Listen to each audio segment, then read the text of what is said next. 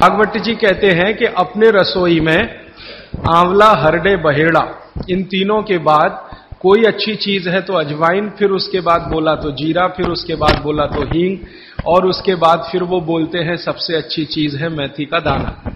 इस मेथी के दाने के बारे में इसकी जो विशेषता है मेथी की, ये वात नाशक है और कफ नाशक है। वात और कफ दो बीमारियों को जड़ से खत्म करने की शक्ति इस मेथी में है। मेथी पित्त को बढ़ाती है, वात को कम करेगी, कफ को कम करेगी, पित्त को बढ़ाएगी। इसका मतलब यह हुआ कि मेथी उपयोग अगर आप करते हैं तो वात की बीमारियां खत्म हो जाएंगी पूरी तरह से, और कफ की बीमारियां खत्म हो जाएंगी पूरी तरह से। पित्त की बीमारियां बढ़ सकती हैं क्योंकि मेथी पित्त को बढ़ाती है। तो जिन लोगों को पित्त की बीमारी पहले से है उनके लिए विनती है कि वो मेथी का उपयोग ना करें। जिनको पित्त की बीमारी पहले से है वो मेथी का उपयोग ना करें। पित्त की बीमारी आप समझते हैं, एसिडिटी होना, हाइपर एसिडिटी होना, अल्सर होना, पेप्टिक अल्सर होना, मुंह में पानी आना, खाने का हजम नहीं होना, खाना खाने के 2-3 घंटे बाद भी खाने का टेस्ट मुंह में रहना, डकारे आना वगैरह वगैरह, हिचकी आना, ये ज्यादातर पित्त से जुड़ी हुई बीमारियां। तो मेथी के लिए भागवत जी कहते हैं कि पित्त के रोगी छोड़कर वात और कफ के रोगी इसको भरपूर मात्रा में ले सकते हैं। अब वात की बीमारियां अगर आपकी हैं, घुटने दुखना, कमर दुखना, कंधे दुखना, जोड़ों का दर्द, मेथी का उपयोग जरूर करें, जरूर करें। अब आप पूछेंगे जी मेथी का उपयोग करने का तरीका बहुत सरल बताया भागवत जी ने कि रात को 1 गिलास गुनगुने पानी में या गर्म पानी में 1 चम्मच मेथी दाना डाल दें, रात भर उसको रखें, सुबह उठकर मेथी दाने को चबा चबा के खाएं। चबा चबा के खाने का महत्व तो बहुत है। कई लोग मेथी की फंकी लेते हैं, पिसा हुआ मेथी होता है ना, उसकी फंकी लेते हैं, लेकिन फंकी का महत्व तो इतना नहीं है जितना चबाकर खाए हुए मेथी का है। क्यों? कारण उसका यह है कि जैसे ही मेथी आप चबाते हैं लार बनना बहुत तेजी से शुरू होती है, क्योंकि मेथी का जो स्वाद है ना वो कटुक है, कषाय स्वाद है उसका। तो उस स्वाद की कोई भी चीज आप चबाएंगे बहुत तेजी से लार बनेगी, और वो लार मैंने आपको पहले ही बता दिया है आपके जीवन के लिए बहुत ही महत्वपूर्ण और उपयोगी है। इसलिए मेथी दाने को चबाकर खाने का असर बहुत गहरा और बहुत अच्छा होता है। तो आप मेथी दाना नियमित रूप से अपने घर में रखें, रसोई में रखें, उसका उपयोग करें। इस मेथी दाने के लिए एक बात वैसे मैंने महसूस की है, हमारे ज्यादातर घरों में अचार जितने भी बनते हैं सब में मेथी होती है ज्यादातर। तो आप भागवत जी की बात अगर मानते हैं और सुनते हैं तो जो भी अचार में मेथी है वो अचार नहीं है, औषधि है, दवा है। माने आप कभी भी अपने जीवन में ऐसे अचार खाने से परहेज ना करें जिसमें मेथी है। मेथी है तो जरूर खाएं, वो चाहे आम का अचार हो, चाहे कोई भी दूसरा, नींबू का हो, या जो भी अचार आप डालते हैं, अगर मेथी है तो जरूर उस अचार को आप खा सकते हैं। कुछ अचारों में मेथी के अलावा ये भी होती है, अजवाइन होती है। अगर अजवाइन है तो आप जरूर अचार खा सकते हैं, क्योंकि महत्व की बात जो आपको मैं समझाना चाहता हूं वो ये कि किसी भी अचार पर, किसी भी फल पर औषधियों का असर फल से ज्यादा होता है। जो विज्ञान की बात है वो ये कि आपने अचार डाला, तो मान लो आम का फल था, आम के फल का अचार डाला, अब इस पे मेथी पड़ गई या इस पे पड़ गया ये अजवाइन पड़ गई, तो अजवाइन और मेथी 2 ऐसी औषधियां हैं जो दूसरे के प्रभाव को बहुत कम और अपने प्रभाव को बढ़ा देती हैं।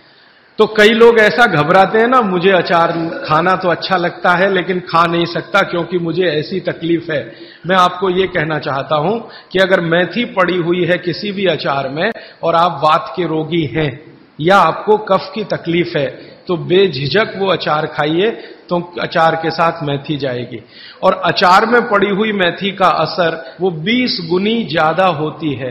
तो इसलिए अचार में पड़ी हुई मेथी जितनी पुरानी होती जाएगी आपको उतनी ही लाभकारी है। और ठीक यही बात उन्होंने अजवाइन के लिए लिखी है कि अजवाइन अचार में पड़ गई है तो आप समझ लो कि वो बहुत गुनी बढ़ गई है। कोई भी MBBS MD डॉक्टर से पूछ के देख लीजिए, उसके बारे में कुछ नहीं जानता, और चूंकि वो जानता नहीं है तो अनजाने में कह देता अचार मत खाओ जी, हाँ, नहीं तो ये हो जाएगा, वो हो जाएगा। उसको ये मालूम नहीं है कि मेथी दाने का अचार है, अजवाइन का अचार है, जीरे का अचार है, हींग का अचार एक बनता है। तो भागवत जी कहते हैं कि जितने तरह के फलों के अचार हम बनाते हैं, उसमें आयुर्वेदिक औषधि अगर पड़ गई है तो वो फल का असर कम है, औषधि का असर ज्यादा है। और आयुर्वेद की औषधियों को कुछ विशेष कॉम्बिनेशन में तेल के साथ अगर आप उपयोग कर रहे हैं तो असर सबसे ज्यादा है। थोड़ा आगे बढ़ते हैं। वो हमारे रसोई घर में एक चीज के बारे में बहुत बखान करते हैं, माने बहुत बढ़ाई करते हैं। वो ये कहते हैं कि जो लोग खाने के बाद पान खाते हैं चूना मिलाकर, वो जिंदगी भर वात के रोगी होंगे नहीं। जो खाने के बाद पान खाते हैं चूना मिलाकर, वो जिंदगी भर वात के रोगी होंगे नहीं। माने चूना, वो बोलते हैं, सबसे बेहतरीन वातनाशक औषधि है। मेथी का दाना तो है ही, चूना उससे थोड़ा 1 डिग्री ऊपर है। मेथी दाने से चूना सबसे अच्छी वातनाशक औषधि है। चूने के बारे में भागवत जी का बहुत बहुत रिसर्च है, बहुत रिसर्च है। और वो ये कहते हैं कि ये भगवान की दी हुई प्रचंड मात्रा में अद्भुत ऐसी चीज है जो आपके वात के सब रोगों को दूर करेगी। माने घुटने दुखते हैं, कमर दुखती है, कंधा दुखता है, चूना खाइए। फिर वो कहते हैं कि इतना ही नहीं, शरीर में कैल्शियम जो है ना, कैल्शियम ये एक घटक है, माइक्रो न्यूट्रिएंट इसको कह सकते हैं अंग्रेजी में, सूक्ष्म पोषक तत्व है। ये कैल्शियम के बारे में जो गंभीर बात है आज के विज्ञान के हिसाब से, जो मैं कहना चाहता हूं, भागवत जी ने तो 3500 साल पहले कह दिया, आज का विज्ञान उसको प्रूव कर रहा है, कंफर्म कर रहा है। वो ये कि कैल्शियम की कमी अगर शरीर को है तो आपको 20 नहीं 50 बीमारियां आएंगी। कैल्शियम की कमी अगर है शरीर को तो 50 बीमारियां आएंगी। क्या क्या आ सकता है? हर तरह का दर्द आपको होगा, हर तरह का, मांसपेशियों का दर्द, हड्डियों का दर्द, सब तरह का। हड्डियों की जितनी विकृतियां हैं वो सब कैल्शियम की कमी से आएंगे। हड्डियों के जितने रोग हैं वो सब कैल्शियम की कमी से आएंगे। फिर वो कहते हैं कि रक्त के बहुत सारे रोग कैल्शियम की कमी से आते हैं, रक्त के रोग, खून की बीमारी। फिर वो कहते हैं कि बहुत सारे कफ के रोग कैल्शियम की कमी से आते हैं। तो कैल्शियम कम नहीं होने देना चाहिए।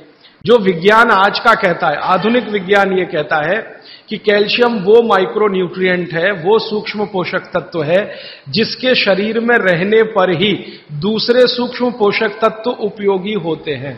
ये 12-15 साल का रिसर्च है, एक वाक्य में मैंने खत्म कर दिया।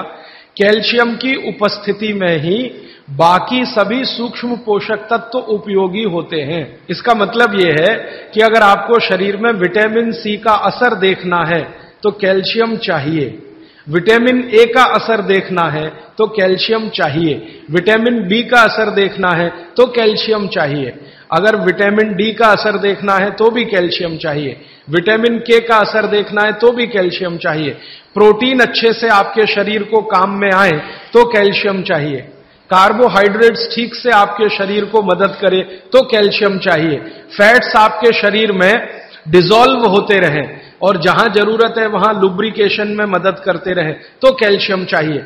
माने समझ लीजिए कि कैल्शियम अगर नहीं है तो शरीर में सब कुछ बीमारियां आने ही वाली हैं। इसलिए कैल्शियम की उपलब्धता शरीर को होनी ही चाहिए। अब इसके बारे में भागवत जी कहते हैं, आधुनिक विज्ञान ने अभी प्रूव किया, भागवत जी पहले ही कह गए कि हमारे शरीर की 40 वर्ष की उम्र तक, 40 से 45 वर्ष की उम्र तक जो कुछ भी हम खा रहे हैं इसी में से हमको कैल्शियम मिलता रहता है। सबसे ज्यादा कैल्शियम आप जानते हैं दूध में है, दूध, फिर दूध के बाद दही, दही के बाद मट्ठा, मट्ठे के बाद मक्खन, मक्खन के बाद घी, इन सब में भरपूर कैल्शियम है। फिर आपने खाया संतरा, मौसम्मी, नारंगी, अंगूर, द्राक्ष, जो भी खट्टे फल, आम वगैरह वगैरह, सब में कैल्शियम भरपूर मात्रा में है। फिर सबसे ज्यादा कैल्शियम फलों में माना जाता केले में है। केला भरपूर खाना चाहिए क्योंकि कैल्शियम का सबसे बड़ा भंडार है और आसानी से हजम होता है।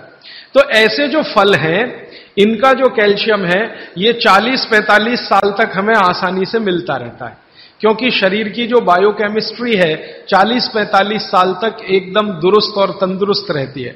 जठर अग्नि भी तीव्र रहती है, बाकी सब फंक्शन ठीक है। लेकिन जैसे ही 45 की उम्र खत्म होती है माताओं को ये बात विशेष रूप से कह रहा हूं, बहनों को, माताओं को।